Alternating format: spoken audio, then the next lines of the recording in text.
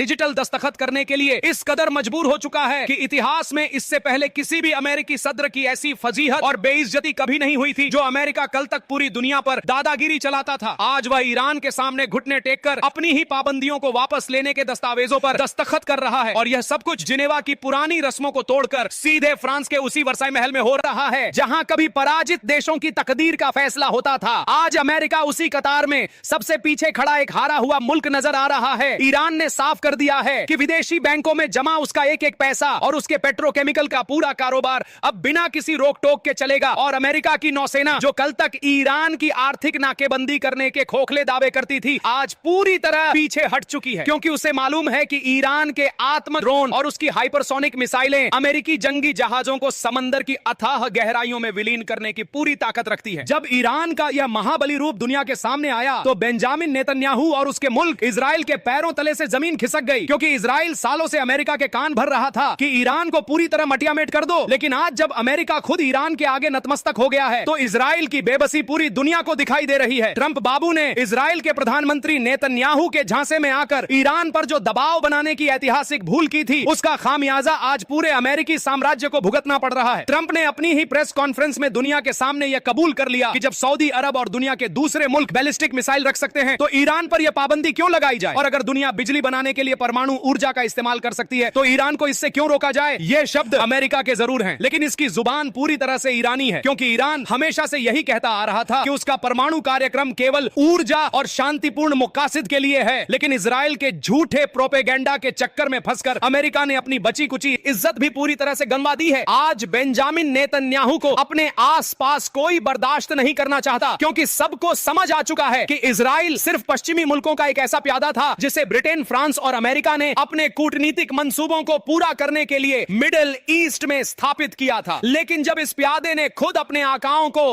आंखें दिखानी शुरू की और ट्रंप को ब्लैकमेल करने की कोशिश की तो ईरान ने ऐसा कूटनीतिक तमाचा मारा कि पूरा का पूरा अमेरिकी और इजरायली नेक्सस ही ध्वस्त हो गया। आज अरब के वो तमाम मुल्क जो कल तक वॉशिंगटन के दम पर ईरान को आंखें दिखाते थे, आज ईरान का नाम सुनते ही उनके महलों में घबराहट पैदा हो रही है, क्योंकि जब खुद वॉशिंगटन के आका ने ईरान के सामने हाथ जोड़कर आत्मसमर्पण बोल दिया तो लव ट्रायंगल, धोखा, प्यार में बेवफाई और ऐसे ट्विस्ट जो दिल की धड़कन बढ़ा दें। इतना एडिक्टिव शो है कि एक बार देखना शुरू किया तो पूरा एपिसोड खत्म किए बिना फोन छोड़ नहीं पाओगे। मैं मुस्तबा अली खामेनेई ने सीधे शब्दों में ट्रंप और नेतन्याहू को ललकारते हुए कहा है कि अगर अब भी तुम दोनों ने अपनी साम्राज्यवादी हरकतें और घिनौनी साजिशें बंद नहीं की तो याद रखना कि ईरान अब परमाणु शक्ति संपन्न राष्ट्र बन चुका है। जी हां, दुनिया वालों कान खोलकर सुन लो कि ईरान अब परमाणु बम का निर्माण पूरी तरह मुकम्मल कर चुका है और सुप्रीम लीडर के एक इशारे पर ईरान के सीक्रेट बंकरों से ऐसी परमाणु मिसाइलें दाग दी जाएंगी जो सीधे अमेरिका के मुख्य भूभाग और इजराइल के अस्तित्व को नेस्तनाबूद करने की अचूक क्षमता रखती हैं। अब अगर डोनाल्ड ट्रंप और बेंजामिन नेतन्याहू ने अपना अड़ियल रवैया नहीं सुधारा और दोबारा ईरान की संप्रभुता को चुनौती देने की रत्ती भर भी हिमाकत की तो ईरान अपनी इस संहारक परमाणु शक्ति का इस्तेमाल सीधे अमेरिका और इजराइल की धरती पर करने से तनिक भी नहीं हिचकिचाएगा। सुप्रीम लीडर की इस दहाड़ ने वॉशिंगटन के होश उड़ा दिए हैं और ट्रंप बाबू अब अच्छी तरह समझ लें कि ईरान को डराने के दिन हवा हो चुके हैं, क्योंकि अब न्यूक्लियर बटन सिर्फ अमेरिका के पास नहीं बल्कि तेहरान की उंगलियों पर भी नाच रहा है। जो अमेरिकी मिसाइलें कभी दुनिया को डराती थी, आज वे खुद ईरान के परमाणु खतरे के साए में थर थर कांप रही हैं। इजराइल जो कल तक ईरान को मिटाने की धमकियां देता था, आज खुद परमाणु महाविनाश के मुहाने पर खड़ा है, क्योंकि ईरान के पास अब वह ब्रह्मास्त्र आ चुका है जिसके सामने इजराइल का आयरन डोम और अमेरिका का पैट्रियट मिसाइल डिफेंस सिस्टम महज खिलौना बनकर रह गए हैं। ईरान ने यह परमाणु शक्ति किसी को डराने के लिए नहीं बल्कि अपनी संप्रभुता को हमेशा के लिए सुरक्षित करने और अमेरिका के इस क्रूर साम्राज्यवादी रवैये को हमेशा के लिए थामने के लिए हासिल की है। अब कूटनीति का तराजू पूरी तरह बदल चुका है और वैश्विक शक्ति का केंद्र वॉशिंगटन से खिसककर तेहरान की तरफ आ गया है। डोनाल्ड ट्रंप को अब हर कदम फूंक फूंक कर रखना होगा, क्योंकि उनके एक गलत फैसले की कीमत पूरे अमेरिका को चुकानी पड़ सकती है। नेतन्याहू की जिद ने अमेरिका को जिस मोड़ पर लाकर खड़ा किया है वहां से वापस लौटने का कोई रास्ता नहीं है। ईरान के न्यूक्लियर रिएक्टरों से निकली यह परमाणु ताकत अब वैश्विक राजनीति की नई परिभाषा तय कर रही है, जिसमें अमेरिका एक लाचार मोहरा और ईरान इस बिसात का असली वजीर बन चुका है। अब अगर अमेरिका या इजराइल ने दोबारा ईरान की पाक सरजमी की तरफ तिरछी नजर से से देखने की भी जुर्रत की तो ईरान के मिसाइल लॉन्चरों से निकलने वाली यह परमाणु आग अमेरिका के पूरे वजूद को हमेशा के लिए इतिहास के पन्नों से मिटा देगी और दुनिया के नक्शे पर अमेरिका का नाम सिर्फ एक बीता हुआ कल बनकर रह जाएगा, क्योंकि ईरान की बारूदी और परमाणु ताकत के सामने अब किसी भी सुपर पावर की कोई बिसात बाकी नहीं बची है। यह नया युग ईरान का है जहां महाशक्तियों का घमंड टूटकर बिखर चुका है। ईरान की इस धड़कती हुई सरजमी से निकले महाविनाशकारी मिसाइल लॉन्चर अब महाशक्तियों के साम्राज्य के अंत का नया अध्याय लिखने के लिए पूरी तरह तैयार हो चुके हैं और इस बार ईरान किसी भी कीमत पर अमेरिका को पीछे हटने का मौका नहीं देगा, क्योंकि अमेरिकी सल्तनत के पतन का बिगुल पूरी ताकत से बच चुका है। फ्रांस के उसी ऐतिहासिक वर्साए पैलेस में जहां कभी पहले विश्व युद्ध के बाद जर्मनी को घुटनों पर लाकर समझौते के लिए मजबूर किया गया था, आज ठीक 107 साल बाद इतिहास ने ऐसा कूटनीतिक और भयानक यू टर्न लिया है कि खुद को दुनिया का सबसे बड़ा नियंता समझने वाला सुपर पावर अमेरिका उसी पराजित मुल्क की जगह पर लाचार, बेबस और पूरी तरह असहाय होकर बैठा है। ईरान का दबदबा इस कदर वाशिंगटन के गलियारों में छा चुका है कि ट्रंप बाबू के हाथ कांप रहे हैं और बेंजामिन नेतन्याहू की रातों की शांति पूरी तरह छिन चुकी है, क्योंकि ईरान ने अपनी शर्तों का ऐसा अचूक चक्रव्यूह अमेरिका के सामने रच दिया है कि अब महाशक्ति के पास सिर्फ और सीधे आत्मसमर्पण करने के अलावा कोई दूसरा विकल्प नहीं बचा है। ईरान ने साफ तौर पर यह ऐलान कर दिया है कि वह न तो अपना बैलिस्टिक मिसाइल प्रोग्राम बंद करेगा, न ही वह अपना न्यूक्लियर मिशन रोकेगा और न ही स्ट्रेट ऑफ हॉर्मुज से अपनी बादशाहत को 1 इंच भी पीछे हटाएगा, बल्कि वह सीना तानकर पूरी दुनिया के बाजारों में अपना तेल और गैस बेचेगा और अमेरिका द्वारा थोपे गए प्रतिबंधों के काले कागजों को अपनी मिसाइलों की धधकती आग में झोंक देगा। पूरी दुनिया तमाशा देख रही है कि कैसे एक छोटा सा दिखने वाला मुल्क अपनी बेखौफ सुजात, अपने अटूट हौसले और अपने बारूदी जुनून के दम पर दुनिया के सबसे बड़े मिलिट्री तंत्र को ताश के पत्तों की तरह बिखेर चुका है। अमेरिका का राष्ट्रपति डोनाल्ड ट्रंप अपने पूरे लाव लश्कर के साथ फ्रांस में बैठकर फारसी जुबान में तैयार किए गए अमन मुहाइदे पर डिजिटल दस्तखत करने के लिए इस कदर मजबूर हो चुका है कि इतिहास में इससे पहले किसी भी अमेरिकी सद्र की ऐसी फजीहत और बेइज्जती कभी नहीं हुई थी। जो अमेरिका कल तक पूरी दुनिया पर दादागिरी चलाता था, आज वह ईरान के सामने घुटने टेककर अपनी ही पाबंदियों को वापस लेने के दस्तावेजों पर दस्तखत कर रहा है और यह सब कुछ जिनेवा की पुरानी रस्मों को तोड़कर सीधे फ्रांस के उसी वर्साई महल में हो रहा है जहां कभी पराजित देशों की तकदीर का फैसला होता था। आज अमेरिका उसी कतार में सबसे पीछे खड़ा एक हारा हुआ मुल्क नजर आ रहा है। ईरान ने साफ कर दिया है कि विदेशी बैंकों में जमा उसका एक एक पैसा और उसके पेट्रोकेमिकल का पूरा कारोबार अब बिना किसी रोक टोक के चलेगा और अमेरिका की नौसेना जो कल तक ईरान की आर्थिक नाकेबंदी करने के खोखले दावे करती थी, आज पूरी तरह पीछे हट चुकी है, क्योंकि उसे मालूम है कि ईरान के आत्म ड्रोन और उसकी हाइपरसोनिक मिसाइलें अमेरिकी जंगी जहाजों को समंदर की अथाह गहराइयों में विलीन करने की पूरी ताकत रखती है। जब ईरान का यह महाबली रूप दुनिया के सामने आया तो बेंजामिन नेतन्याहू और उसके मुल्क इजराइल के पैरों तले से जमीन खिसक गई।